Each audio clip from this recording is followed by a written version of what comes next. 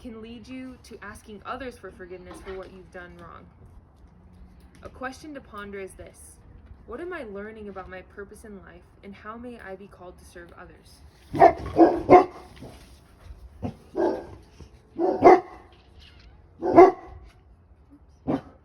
This act of forgiving ends the resentment and bitterness that try to thrive off unforgiveness.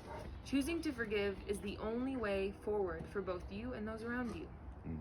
For example, in a study done by the National Library of Medicine, they found in people in old age that participants experienced long-term improvement with respect to forgiveness and depression, and short-term improvement in physical health. And when using Enright's model, as I just shared, the 4 steps, there was a particular lady who was having bad dreams about her ex-husband, and he was haunting her in those dreams. She didn't understand why she was having these horrid dreams, but after going through the process, through a study group and discussion questions, she finally decided to forgive him, and she no longer had dreams of him anymore. In another study done by the National Library of Medicine, they found very specific longitudinal evidence showing that greater forgiveness is associated with less stress and in turn better mental health. And in the book Communicating Forgiveness, there are 5 pros to forgiving. The author claims that forgiveness can repair broken relationships, restore individual well-being, and be an expression of continued love and commitment to others, while at the same time it recognizes conciliatory behavior and can restore relational justice. There is a very inspiring story of Ava Kor, and she was a Jew during World War II. She shares her story of forgiveness, and I'm just going to read an excerpt from what she shares. So these are her words. Miriam and I were part of a group of children who were alive for only one reason: to be used as human guinea pigs. During our time in Auschwitz, we talked very little, starved for food and human kindness. It took every ounce of our strength just to stay alive. Because we were twins, we were used in a variety of experiments. 3 times a week we'd be placed naked in a room for 6 to 8 hours to be measured and studied. It was unbelievably demeaning. In another type of experiment, they took blood from one arm and gave us injections in the other. After one such injection, I became very ill and was taken to the hospital. Dr. Mengele came in the next day, looked at my fever chart, and declared that I only had 2 weeks to live. For 2 weeks, I was in between life and death, but I refused to die. If I had died, Mengele would have given Miriam a lethal injection in order to do a double autopsy. When I didn't die, he carried on experimenting with us. As a result of Miriam's kidneys stopped growing. They remained the size of a child's all of her life. On January 27, 1945, 4 days before my 11th birthday, because she was only 11, Auschwitz was liberated by the Soviet army. After 9 months in refugee camps, I returned to my village in Romania to find that no one from my family had survived. After several years had passed, and when she got much older, she finally began the process of forgiving. She says, "I searched the stores and my heart for many months. Then the idea of a forgiveness letter came to my mind. I knew it would be a meaningful gift, but it became a gift to myself as well, because I realized I was not a hopeless, powerless victim. When I asked a friend to check my spelling, she challenged me to forgive Dr. Mengele too. At first, I was adamant that I could never forgive Dr. Mengele, but then I realized I had the power now, the power to forgive.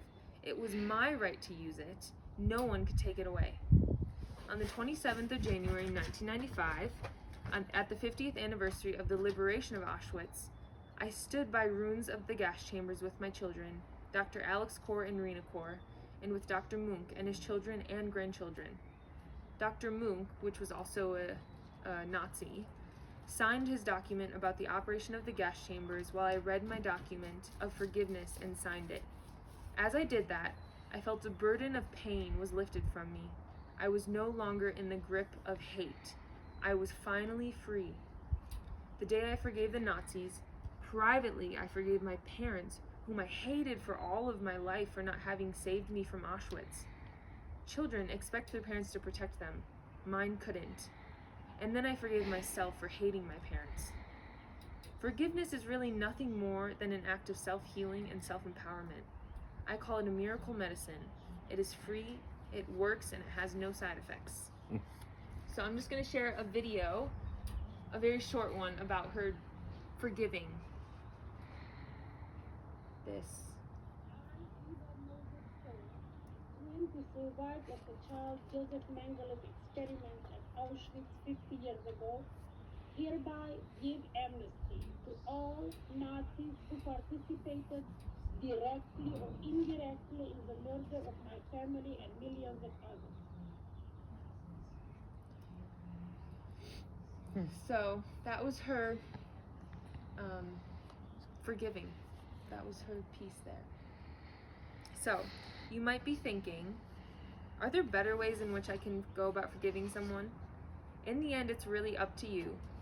There are many ways which you can beat around the bush or fill loopholes, but forgiveness is not like deciding to buy a houseplant. You can't just go to the store and pick one out and take it home and be happy. Forgiveness is personal and it's deep. And the only way it begins is to start.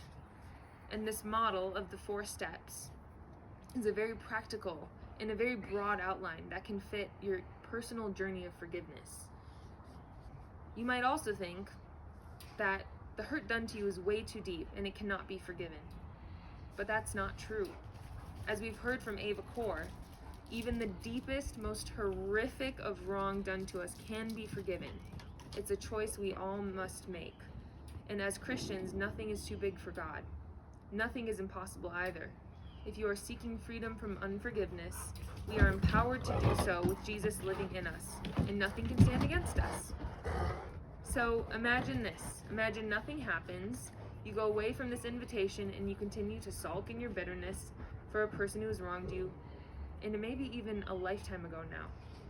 You're upset now. You're even angry with your relationship you have with this person, and it's not reconciled. What have you got to lose, you think? Life is short, and the longer you hold on to resentment, the consequences of unforgiveness worsen.